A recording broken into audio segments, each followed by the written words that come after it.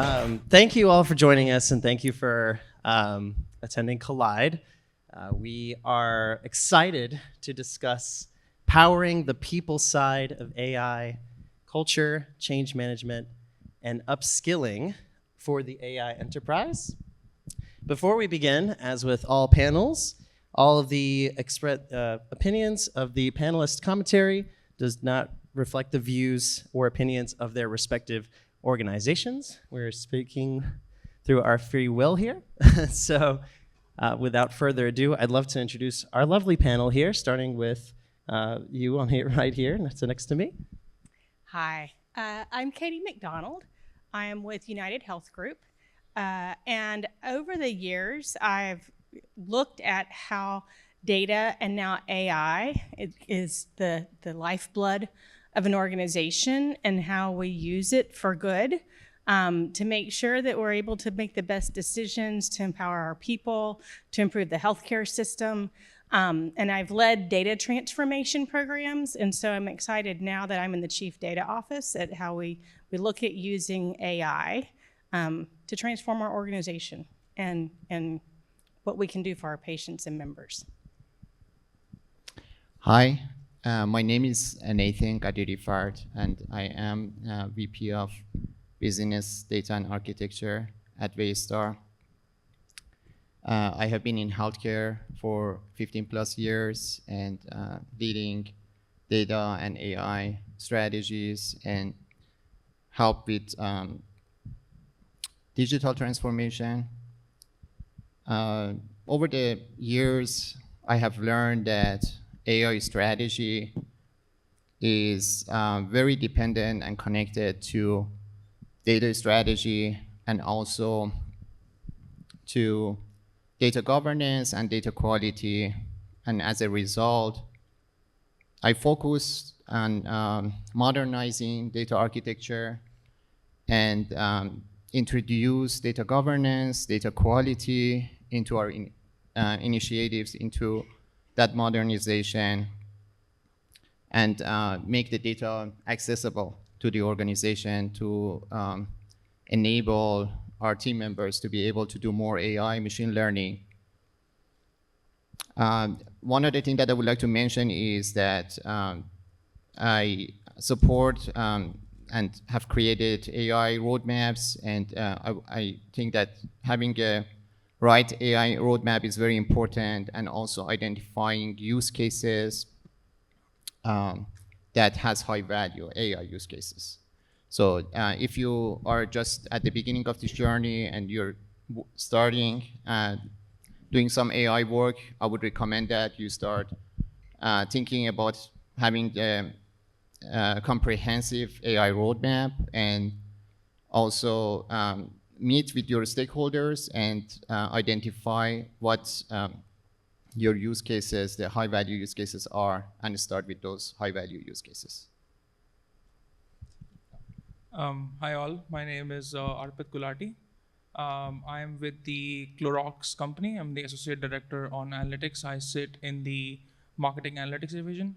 As all of you know about the Clorox company, and we own a lot of good brands. Of course, cleaning, but we have a lot of other brands like Kingsford Charcoal, we have Brita Filters, we have Hidden Valley Ranches, like a big portfolio of brands. I lead marketing analytics for a couple of our iconic brands. And I serve as the integrator, so more like a translator between the business units and the data science analytics team. So leading with use cases on how we can improve our marketing ROIs, marketing efficiencies with the use of AI in day-to-day business. And I'm Sean Sanders. I lead the data science function within Randstad Enterprise. That includes working on various workforce-related models, end-to-end, starting from its research and development all the way until its productization, and also working hand-in-hand with the different stakeholders that are responsible for that. So there's lots of areas where that can succeed and get blocked and also be led to go to success, and we'll talk more about that today. Thank you. Wonderful. And I'd be remiss if I didn't introduce myself as well. I'll be serving as moderator today, but my name is Felipe Archila, and I am the lead for digital workplace analytics at the Coca-Cola Company. So you're welcome for the refreshments. Joking aside, where we sit is actually a really interesting spot within digital workplace. We are seen, I consider ourselves the customer success team for our collaboration stack.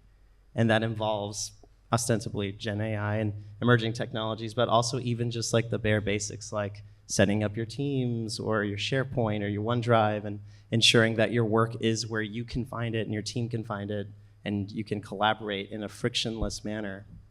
And so that's where my work intersects with AI and where we're starting to partner with the different functions within Coca-Cola, because we're a global company and that's not even touching the entire system necessarily, that's just internally focused on identifying those high-value use cases, starting from the outcome, and then consulting with the business on working backwards from there and finding out what is the intervention we need. If it is the apps that fill the gaps, if it's just a matter of fixing your teams up, or if it truly is a transformative initiative that can use a little bit of innovation and Gen AI, that's certainly where we play. That's not all we do, but it's a big part of what we do. So, and I forgot to mention this, but technology gets the spotlight, but people determine whether AI initiatives succeed. Like I mentioned, we're the customer success team. So as enterprises race to operationalize AI, the real work lies in navigating organizational change, evolving team structures, and closing the skills gap. So what I would say is, maybe starting from here, Katie, is can you tell us a little bit more in depth of where your work intersects with AI strategy, people management, and organizational transformation? Sure. So my team intersects with AI where, from a data governance perspective, we want to make sure that teams are using the data in the right way and that we have the right and ethically are looking at how that data is being used in that AI perspective. So there's a lot of training and education that goes through that and understanding the use cases, the benefits, and where the data really belongs to begin with. So that's part of the training, the culture that we have to do, work with our data and analytics teams to make sure that they're documenting their information in such a way that then the data scientists and the AI engineers can use the data appropriately. But it goes a lot broader than that. Even throughout our entire technology organization in the business as a whole. And so we have a program across UnitedHealth Group, we call it AI Dojo. And we've started with engineering roles first, but our goal is for everyone in the organization by the end of the year to go through that training program.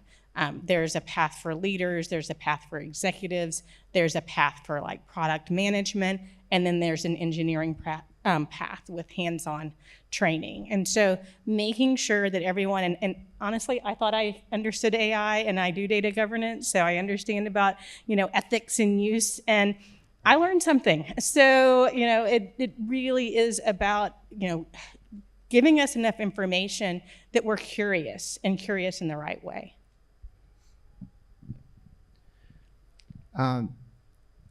In our organization, we engage, we have identified key stakeholders and engaged them early in this process. And we have created AI committee in order to make sure that we are all aligned within the organization. I would like to second what you just said too. We have created learning paths also and introduced AI literacy into our organization and start educating our team members. What are some of the use cases? What are some of the opportunities that we can implement using AI that is going to help our organization grow? In my role, I have a business-facing role wherein we kind of help our business leaders through strategy on how to optimize media spend, to tactical on on-flight, in-flight optimization, to test, learn, scale. I kind of sit in the center, and how we have been using at the center is we have dedicated data science and AI teams which build these solutions. But a lot of times we see is they're kind of built in silos, or they do not have the right input or the right questions which can uptick the key KPIs that the businesses are looking for. So in my role, really the biggest challenge is that the data science and the AI team have that right visibility on what would really help businesses by using these applications kind of grow either on market share, household penetration, or right pricing, or even AI level optimizations on marketing spends. So that's how we kind of leverage in our infrastructure. Within Randstad Enterprise, I run into many situations where we need to engage with senior leaders about, how are we going to use AI and data science to impact the business. And in almost every example, the stakeholders always know what we want to do and why we want to do it. That's never usually the issue within our business. The issues come with the who and how, right?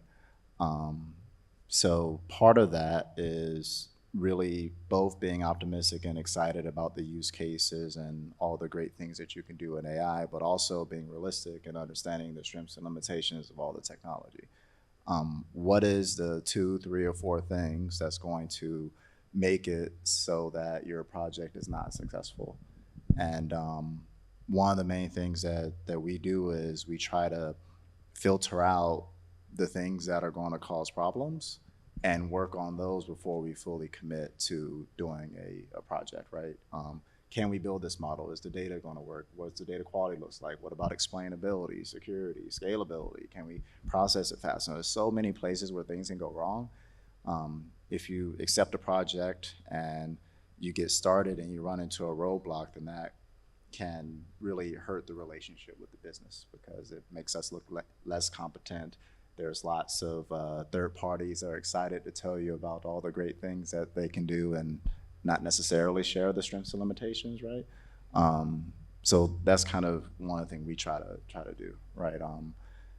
Identify the limitations, but also overcome those before we fully commit to doing a long-term initiative. I think that's a really great segue into a topic that I hear a lot as far as people who are resistant to adopting AI or not really fully grasping the ramifications of it, right? So the who and the how and where we can start to lose trust with people. What I was saying was, to kind of piggyback off all of y'all, there is an interest in building data literacy or AI literacy, excuse me. We have dojos, we have curriculum paths, we use data camp within our organization. And so there's no shortage of things to help upskill people. But how about that trust? How do you build a culture of trust and alignment around AI, particularly when we talk about our worker population at large, where AI may be viewed as opaque, disruptive, or frankly, even threatening to existing roles? Sean, since you brought up the resistance from senior leaders, I'm going to pick on you, but feel free. Well, I don't mind. So how do we build trust? Trust takes time. If you don't have a relationship with your stakeholders and have a past pattern of success, it's really hard to have that trust. There's a strange thing in HR, right? If you're looking for a job, the biggest predictor of you getting that job is actually having that job.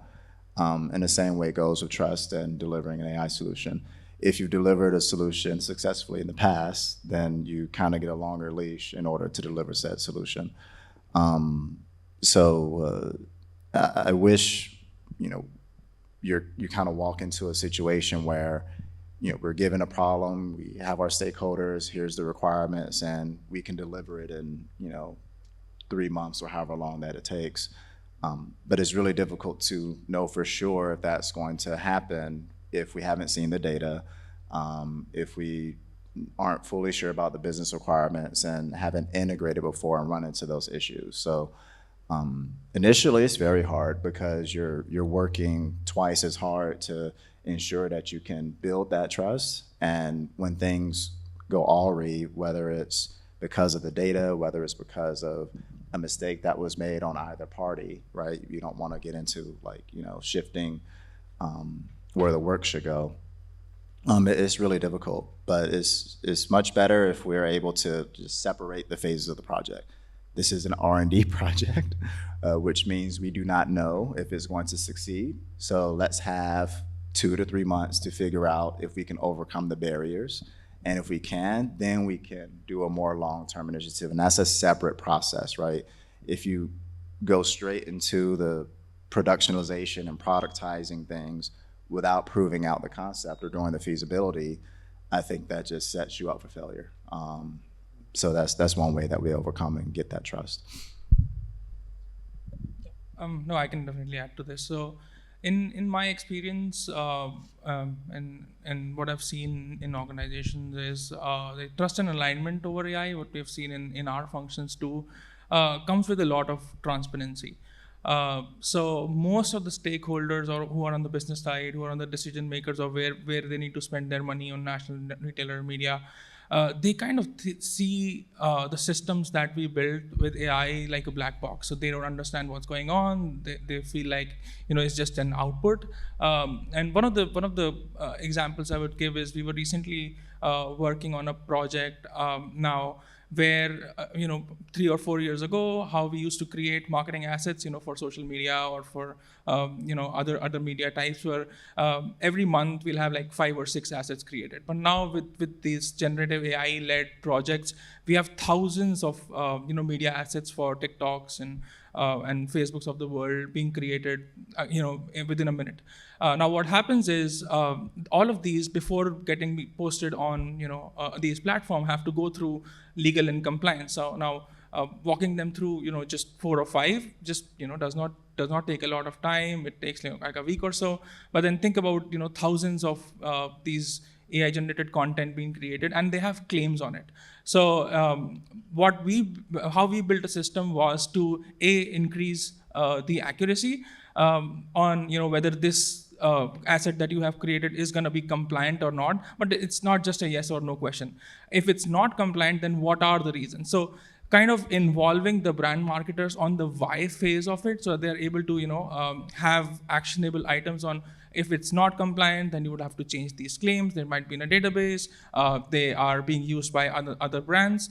So what we have seen is if we are involving our stakeholders early in the stage, we're making more transparent, with each and every step that we are taking on building these solutions, kind of builds that trust over time. They kind of feel that they have a seat on the table. They feel that they are kind of the co-owners of it, and that's how they build the trust. So of course it takes time. It takes data, which has how accurate you are with it. But these are kind of 2 pillars that I've seen in some of our organizations.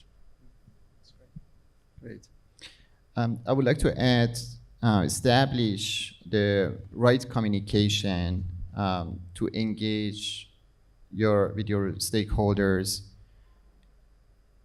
and involve some of the stakeholders that are more interested to be part of your initiatives. For example, in some of our AI initiatives, we observed that there are some groups that they are more interested to be involved, so we gave them more responsibility. I would definitely recommend that because that would boost confidence also on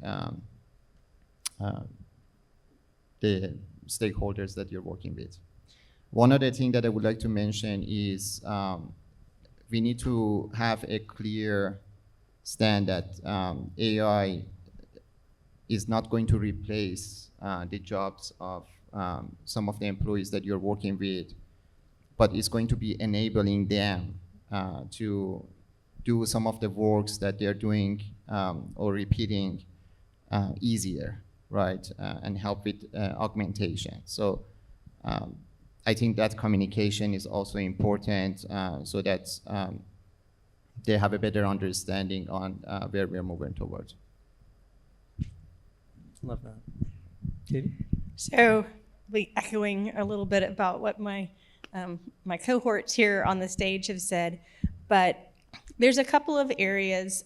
One being in healthcare, making sure that what we're doing is not going to impact someone in a negative way is one of the first things that we look at, even before you start the proof of concept. Like, what are the risks involved with this, and making sure that those are all documented. And having those, it's so funny, in my previous role, I used to call them the negative Nellies, but this is where the negative Nellies are so valuable, because you have to really think about how can this go wrong before you even get started. So that's one piece that we look at. The other piece is some of the things that you just said around our staff internally, as we look at how are we going to use AI to improve how we deliver healthcare decisions, or even how we do our work as engineers. Are we using something to help us build our stories, our test cases? And in one of our internal town halls, there was a comment made of, if we're doing this right, 90% of our code should be AI generated. Well, you can just imagine what the engineers thought, right? They're like, oh my gosh, my job. But we're not measuring the benefit of AI in headcount. We're measuring it in how many more features are we able to deliver when AI is being put in place? How much more quickly can we deliver value? So using AI isn't a risk, it's a benefit to how well you're doing your job. And so making sure that people understand that that's the type of return on investment that we're looking for. It's not headcounts, it's business value. And that's helped them trust that this is not going to take their job. Spot on. Each of you hit on something that really resonates with my experience as well in my organization. We also lean on a champions network. We really partner closely with those forward-thinking leaders within each function who really understand the work and can really advise us on what problems that it is they're trying to solve. And then that trust just builds from quick wins, experimentation, being able to co-create and have co-ownership with the stakeholders. It's just the IKEA effect, right? If they built it or felt like they had a huge hand in it, they're more likely to enjoy it, right? I think it's fantastic. But another way, to your point about how we're framing AI and sort of the promised productivity gains of it, is reframing what it is that it's doing for us. So instead of saying, I write copy for Wayfair or whatever it happens to be, another way to think about it is I make sure great copy gets out to the world. And that's not saying that you didn't have a hand. You absolutely can use technology. You're able to automate most of that processes, and now that you're able to increase your output 10, 20, 100x, right? Just thinking about it in that way and not in terms of, now I can cut headcount, right? Which we don't want to do. So, which leads me to my next question. This all takes practice.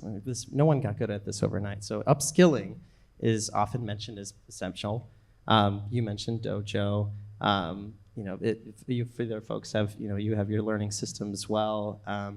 So could you dive a little more, like, what does meaningful upskilling actually look like in practice? Like, have you seen any kind of results from that, or anything that you're tracking that that not only the training is being, undertaken, right, but it's actually led to something more? I'll throw that out to anybody. I can, yeah, absolutely. So again, in some of the past organizations that I've been, and also in my personal experience, what I've seen is meaningful upskilling really comes from when it's contextual and not generic. There are thousands of lessons available today. You could use ChatGPT, Claude. You can use LinkedIn Learning out there, but the adoption kind of really goes up when it's relevant for their businesses or for their day-to-day activities. Just like Excel, MS Office, slowly AI literacy is also becoming preferred skill set in most of the roles now. And recently what we started in our organization is we started to schedule these AI workshops, which are, we have this once a quarter, and then the latest one that we had was we conducted an internal promptathon competition.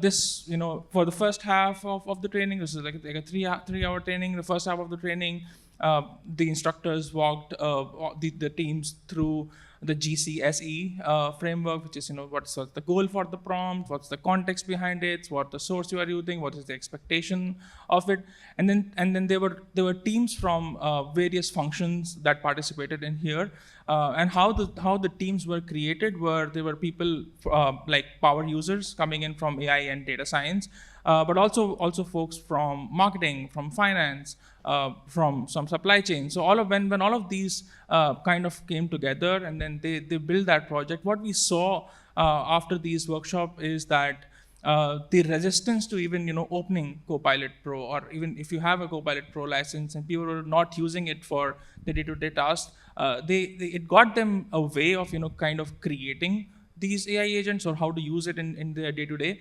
It increased a lot of enthusiasm, and they felt more encouraged, and we could see some good use cases kind of coming out of it. So those were some good upskilling frameworks that we worked on. I love that. Yeah, I would like to second what he said. I would like to say that even though we have learning paths, we applying what you have learned to the work that you're doing is really valuable. And for that reason, I think while we are identifying those use cases, I think we can start working on the smaller use cases, assigning to different groups that we would like to upskill, and make sure that they actually see in reality how everything works in practice.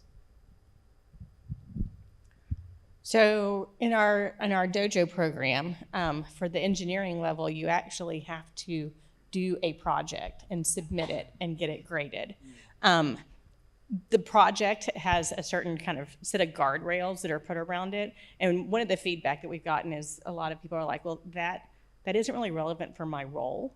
It's great, I put the tool into practice, but can I build something that's relevant for my role? So that's one of the things that we're looking at. But how do you grade the result of that project with each one of them being different? So it's going to change the approach that's taken to how that works. But then having different modalities for the different levels of the training. Being a mid-level leader, going through a bunch of LinkedIn learnings and scenarios like that. But then for our executives, putting them through a 1.5-hour workshop that's hands-on in the room where they have to be there. But they can do it quickly and get through it. So making sure that we're tailoring how we want to deliver this AI content to the roles has been really critical in its success. Sean, anything to add? I agree with what my cohort said. I think it's really challenging, right? How do you build a training that applies to different roles, right? But also make it specific to the business. I think in education there's something called Bloom's taxonomy, right? Do you want to understand from a comprehension perspective? Do you want to take it a little further to analyze? Do you want to apply? Do you want to create? Everybody's not going to be creators, right? Everybody's not going to be applications oriented. Some folks just want to understand, and some folks don't need to understand. Some folks just need to remember, right? So which roles fall where, and do those individuals know, hey, this is outside of my area of expertise, but I can direct it to someone else who has said expertise. So there's a tremendous amount of work to just kind of sift through and create those trainings and make it useful, say for the C-suite versus the AI experts, say versus sales or someone like that. Yeah, no, that's great. I really liked all the answers, and I think for Arpit, so as far as that promptathon and these workshops that you do, what we do at Coke is we have these, the marketing function is really at the forefront, I would say, for a lot of experimentation, and they've been investing in these like videos called AI skill pills, just short, like minute, 2-minute videos highlighting, hey, did you know that our chat GPT can do this? And it gives you a little prompt example and kind of challenges you to like, hey, how far can you take this? So video has been actually pretty cool, and socializing that through your corporate social network and creating that culture of curiosity and wanting to just try it out. So that's kind of that was an interesting one. But marketing is, of course, not the only function. We have very large, technical functions, and we have a very large, what do you say, technical finance function. Like any large company, I mean, But this is kind of a provocative question, where does AI fluency need to live in the org? Who owns sort of that training or that like upskilling? And should every function build AI literacy? Or should it be centralized within specialized teams? Or a little bit of both? I'm going to pick on you, Sean. I wish I knew. It really depends on the organization, the people. I think, legal is exploring how AI can be used to validate that our systems are aligning with the legal standards that we try to uphold. Sales needs it because every customer wants to know about what we're doing with AI. Our operations teams need it because we want to, improve our ability to deliver to our clients, right? So should it be owned by the data team? Maybe they should get feedback. Should it be owned by each individual team? Well, maybe they don't have the data expertise to even get started on that. So Gartner released something a few months ago, maybe a little longer, called a data franchise. It's this organizational framework where there's a dedicated AI or data team that houses the expertise, and depending on the maturity of the other teams, they can reach out to get support. We haven't necessarily adopted this within our organization, but it seems like a reasonable idea to be like, hey, if you need support, we're here to help you, even if that means we own it. But if you have a certain level of skills and you already have people that can provide these support, then maybe you own it that way. But it's challenging. It's challenging. We haven't really figured it out internally. I know as we were talking about this, none of us have right answer. There's different ideas, but it's a hard one. Nathan, did you want to jump in? Yeah, I would like to add, I think in my opinion, data fluency, it should be across all the organization. But when we are talking about maybe AI fluency, AI expertise, though, it could be within certain groups, but AI fluency definitely should be across all the organization. We should prepare all our organization to be AI ready, to start thinking of the opportunities that we could use and implement with AI. 100%.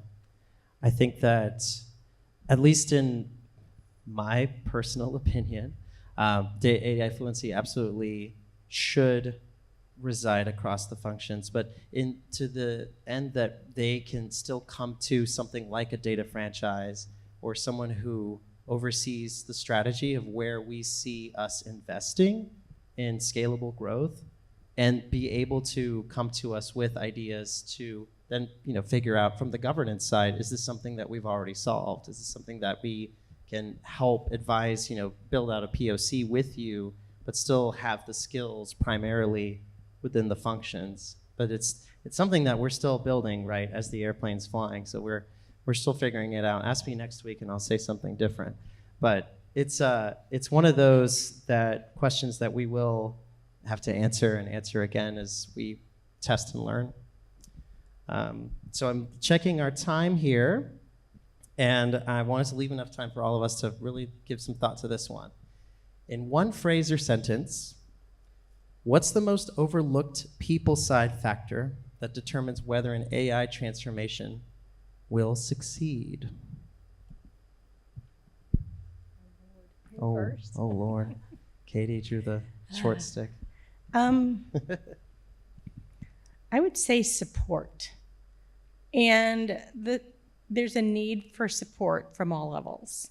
It's easy for our executives to say, we're going to do all AI. AI is great. Everybody AI. Are you AIing? Do they even know what that means when they say it? All the way down to the lowest level where, we've got these great tools. We've got these great learning pathways.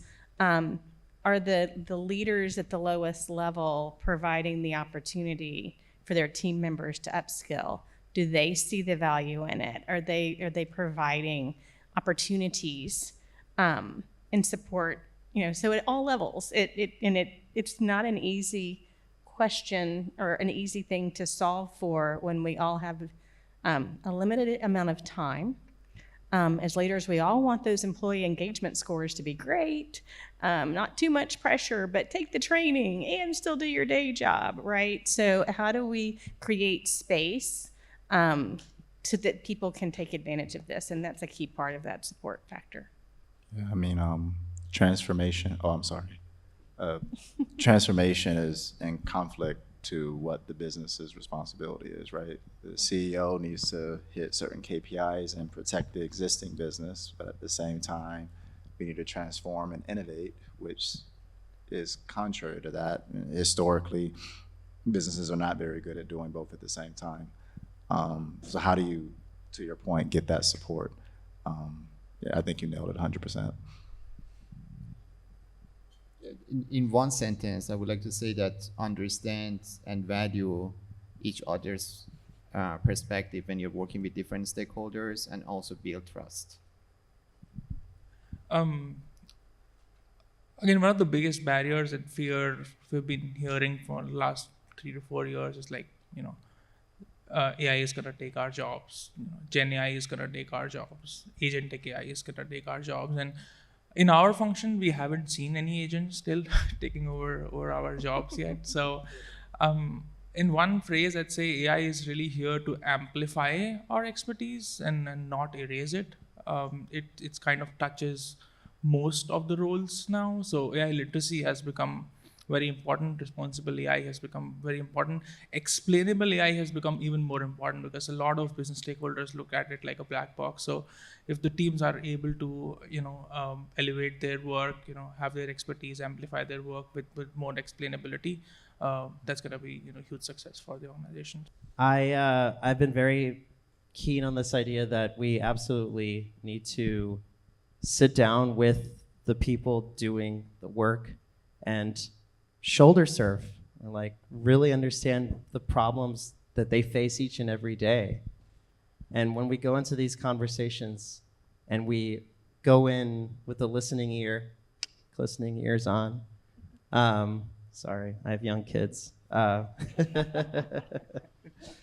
We build that trust just innately, that they really feel like they're being heard and understand that what we're trying to do is not lead with technology, but would actually lead with their processes and their feelings and about work in mind. So that's something that hits home for me.